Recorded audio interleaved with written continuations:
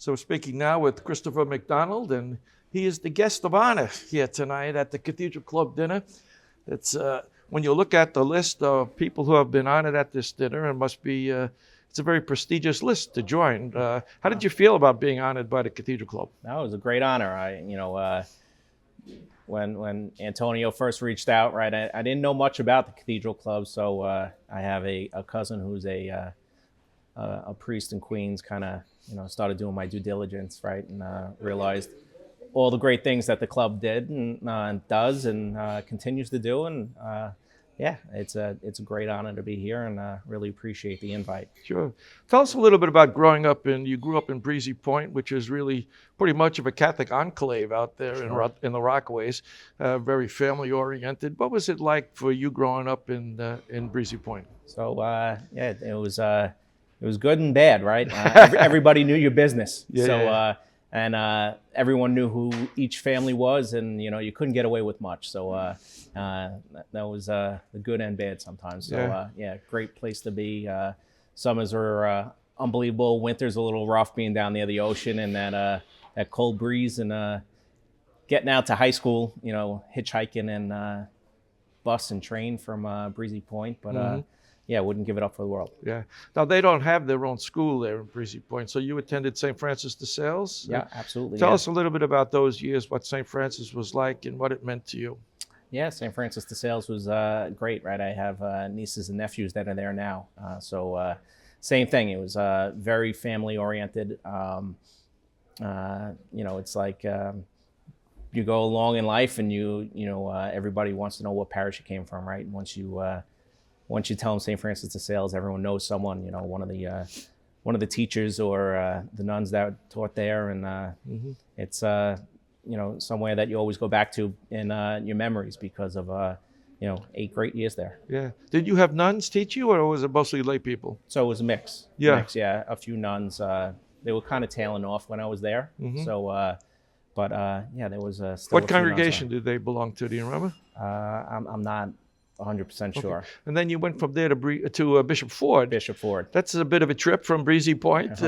Every high school's a trip from Breezy Point. Yeah, that's right. Yeah. So Bishop Ford, but yeah, that was great, and then sad to see it go. Right? It was a great school to me. Afforded me a lot of opportunities. So yeah. Yeah. Who were some of the people at Bishop Ford that stand out in your memory? Teachers, administrators, principals. Were there any people that had a particular influence on you and growing up during those teenage years? Oh wow, that's raking back the memory. A few years out of there, but yeah, Mr. Nash was Coach Nash was someone who was very involved with the Empire State Games. I swam there at Bishop Ford, and then played in the New York City team for water polo. There was a gentleman from Rockaway that was the coach at St. Francis College.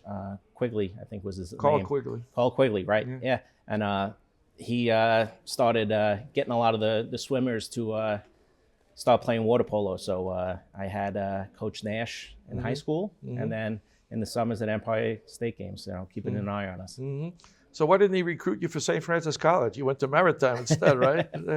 I think my parents encouraged me to go to Maritime, right? Yeah. And what was that experience like? What was your major there? What were you studying there? So I went to school for facilities engineering. So I was always good at the maths. So engineering kind of fit that thing, into that bucket.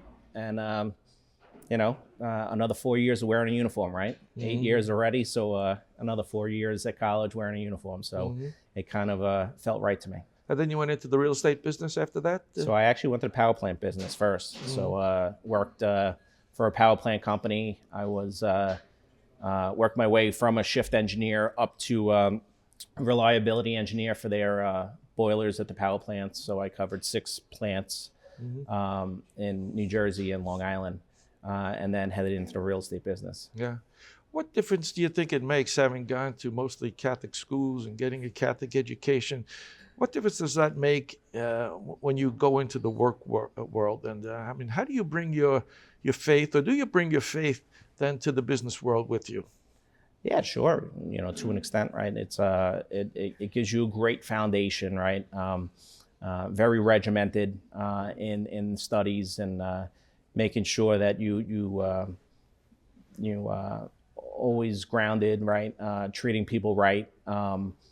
Always looking at people and making sure you treat them as you want to be treated, right? So I think those are a lot of the things that are instilled in you at a young age, and continues on through my professional life. Yeah. What's the value of a Catholic education today? Because one of the major beneficiaries of this dinner is the scholarships to Catholic schools that the club provides. How important today is it to get a Catholic education in this city? Yeah, sure. I think it's one of the best educations you can get in the city. It's not only the educational part, but the friendships you make are lifelong friendships, and it translates through life, right? You know, I bumped into a gentleman that I met in high school. So it's always nice bringing that back. So Sure. and those are the things that you get out of the Catholic schools. It's more of a family than it is just a school. Mm-hmm. Why do you think you were selected for this honor tonight? I don't know. You'd have to ask Antonio. I think we're great partners working together on the JP Morgan Chase account.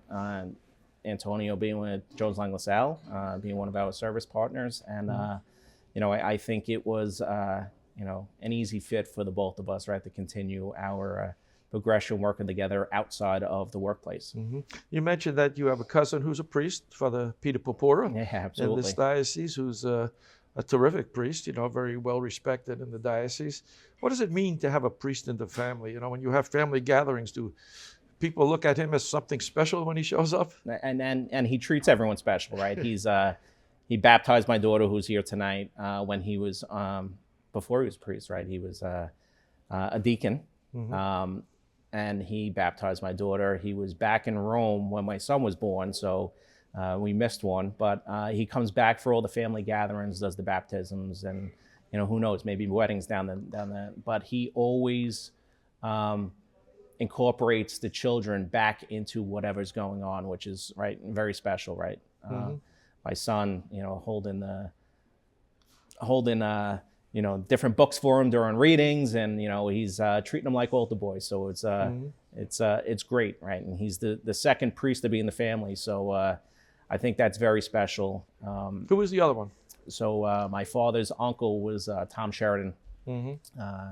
He passed away when I was very young. I very, very faint memories of him. I forget exactly how old I was when he passed, but his parents gave him a chalice when he became a priest that has I think it's his grandmother's wedding band on the chalice, and now Peter has it. Uh-huh. So when we have family events, right, unfortunate funerals and stuff like that, he brings that. So it's that connection back, from my grandmother's brother back to now my family. So faith is really a gift, and it's passed on from generation to generation. And are you conscious of that, say, with your own children, trying to pass on the faith and making sure that this Catholic tradition continues? Yeah, absolutely. My kids are in public school. We live in New Jersey, right? But they're involved in the CCD program at St. Leo the Great in Lincroft. My daughter is in high school, so she's since graduated, but she's back doing community service hours at the CCD program. Mm-hmm. My son is in 8th grade. So he's wrapping up this year, and then hope he continues that, just like his sister did. Mm-hmm. Any other priests in the family coming along? I don't know. You'll have to ask the kids. Okay. Well, good luck. Congratulations, and I hope you have a great night tonight. Thank you. I appreciate it. Good. Thank you.